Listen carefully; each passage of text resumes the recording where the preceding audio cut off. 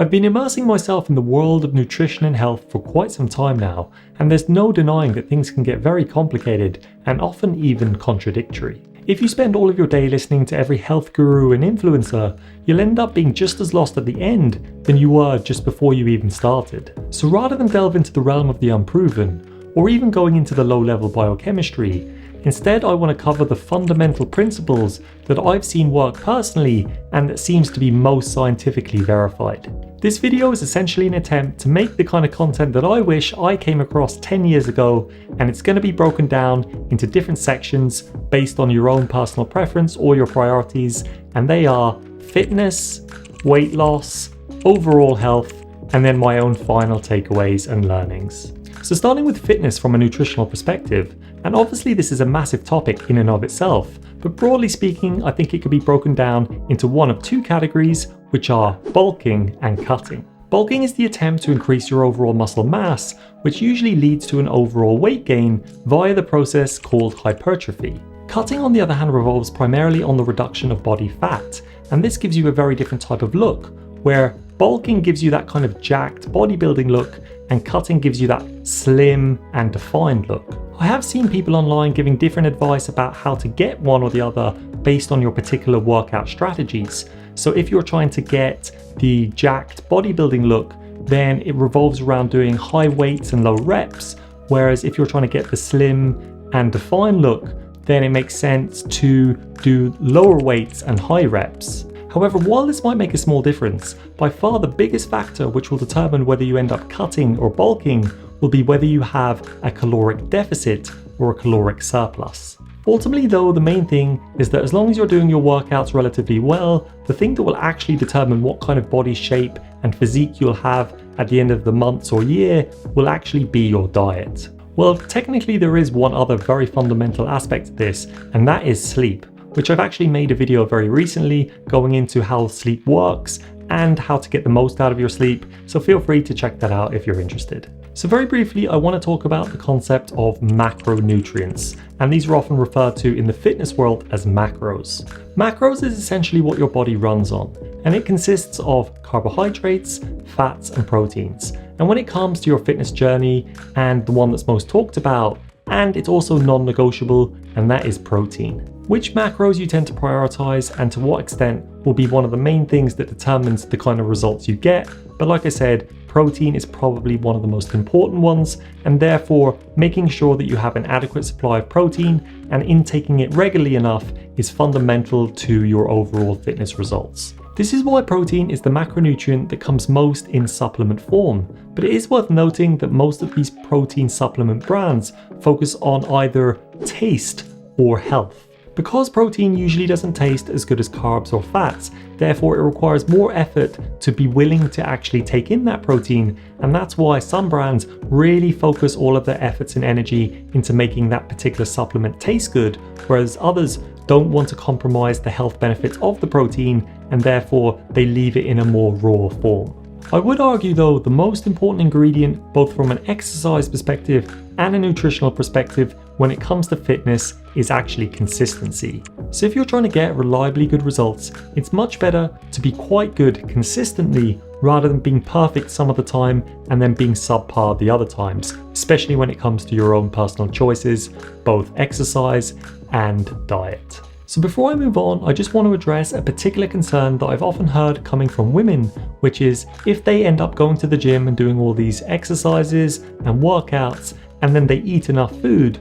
they're worried that they might end up becoming too bulky, buff, or jacked. But the thing is, a lot of that happens because of the hypertrophy, which is facilitated by testosterone. And women have significantly less testosterone than men do, which is why men often find it easier to get that look in the first place. And even if you were in the rare case that you actually bulk up more easily than you would want, then you could easily deprioritize or de-emphasize that particular muscle group and work on the ones that you actually care about. So the takeaway message here is definitely don't let that stop you from your fitness or your exercise journey, because fitness and exercise is probably one of the most important things when it comes to your overall health and your longevity. So starting with the whole idea of weight loss, and first this brings me to the idea of calories. So most people, when they hear the word calories, they think of something negative or something to avoid. But in reality, calories are, or a calorie is, the heat energy required to raise the temperature of 1 gram of water by 1 degree Celsius.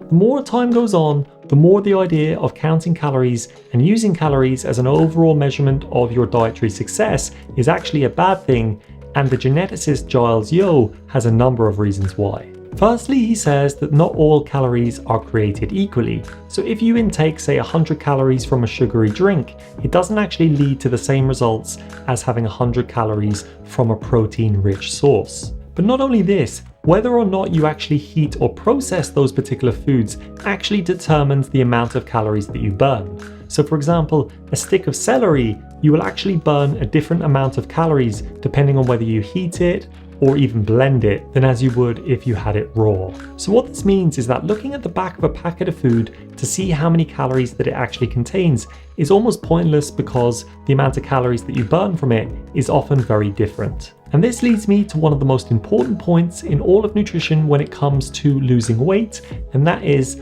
weight loss is not about controlling calorie levels, it's about controlling hunger levels. The thing is, hunger levels isn't actually controlled by the amount of food that's currently in your stomach, but rather it's controlled by the type of hormones that have been released. And two of the main ones are called ghrelin and leptin. These hormones and others are not released based on how many calories you've intaken, but rather different foods elicit a different hormonal response. I think this is where people go wrong because they often assume that if you want to lose weight, you just have to have stronger willpower and resist the urges and temptations to have more calories. But in reality, the people who achieve the best results are actually setting themselves up for success by eating the kinds of foods that allow them to have the best hormonal response, which leads to them not experiencing hunger as much or as frequently. This is where making small positive changes can actually lead to massive results in the long term, because if you're able to eat slightly healthier food, then this will lead to a better hormonal response, which means you'll have less hunger,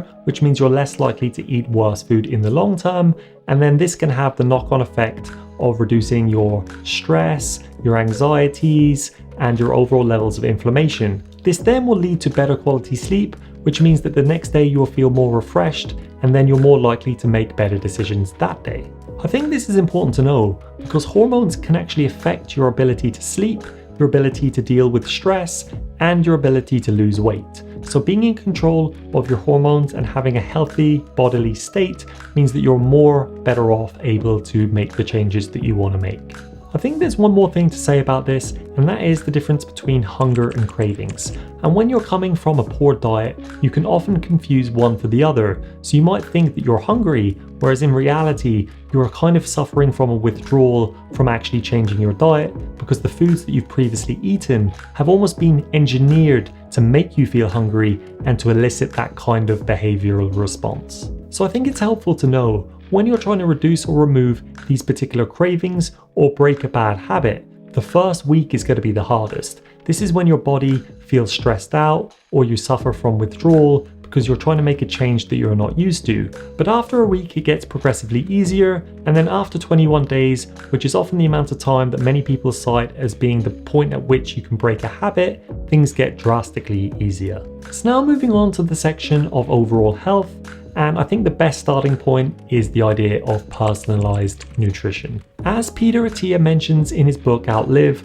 we're moving on from medicine 2.0 to medicine 3.0, where medicine 3.0 is much more concerned about prevention and personalized medical care, and I think the same applies to your own sense of nutrition. There's no such thing as a one-size-fits-all diet, and therefore prescribing a diet without really thinking through or checking that that person is suited for it is often a bad idea. For example, some people tolerate particularly well things such as bread, bananas, and caffeine, and therefore when they have them, it provides a slow and steady and reliable source of energy, whereas others having those same foods can cause them to have a massive glucose spike, so they get an immediate rush of energy and then suffer from a crash almost immediately afterwards. This is where Professor Tim Spector and the company Zoe come in, because they provide a way to actually measure and gauge how each individual food affects you personally, and then from this you can actually work out the best foods and the best diets for you. There's also a growing trend at the moment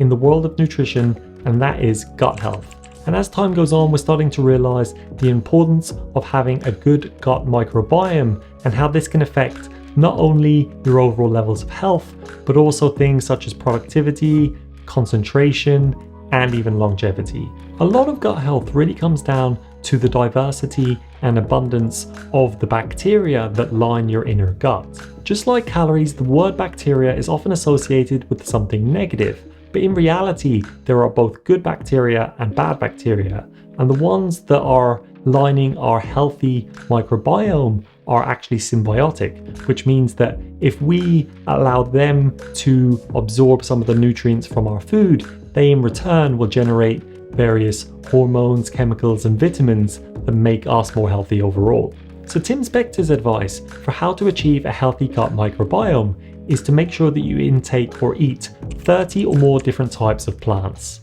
I actually recently attended one of Professor Tim Spector's talks, and in it, he went through a series of different foods and how he's actually changed his mind on whether it's a net positive or net negative for your health. He explained why foods such as bread, milk, and fish are actually all overrated in their health benefits, whereas foods such as mushrooms are underrated. I also managed to ask him a question, which is, although I know that it's not something you should do regularly, should you prioritize having something such as a sugary drink or something that is artificially sweetened? So this could be equated to Diet Coke versus normal Coke. And his answer was somewhat surprising in that he actually said he would choose normal Coke because although the sugar isn't ideal and definitely isn't good for you, the fact that there are so many uncertainties around the artificial ingredients and sweeteners means that the kind of hormonal response that you're getting can actually be a lot more negative, and we even don't know the long-term effects of drinking or eating foods that contain them.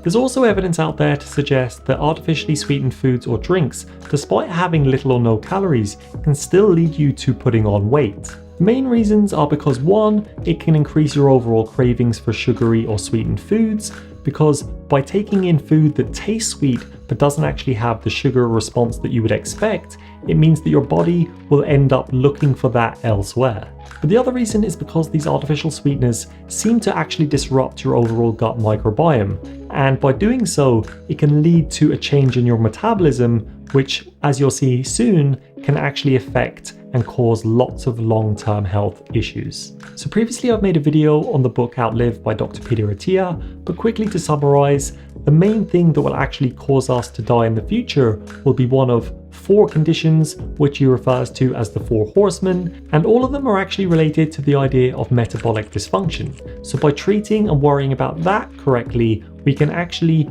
reduce our chances of getting any one of those 4 conditions. If you think about it, the clue is in the name, and metabolic dysfunction means there's something wrong with your metabolism, which in turn means it's related to what you're eating. This brings me on to the whole idea of ultra-processed foods, and this can be covered in more detail in the book Ultra-Processed People, but in terms of a definition, it's based on the NOVA classification, which broadly speaking categorizes each and every food into one of 4 categories. The best way to understand the NOVA classification is with an example. And an apple, a raw apple, would be in class 1 or category 1, apple slices would be in category 2, apple sauce would be in category 3, and something like a McDonald's apple pie would be in category 4. It's actually category 4 that's considered to be ultra processed, and unfortunately as time goes on, more and more people are relying more heavily on category 4 or ultra processed foods as a staple of their diet.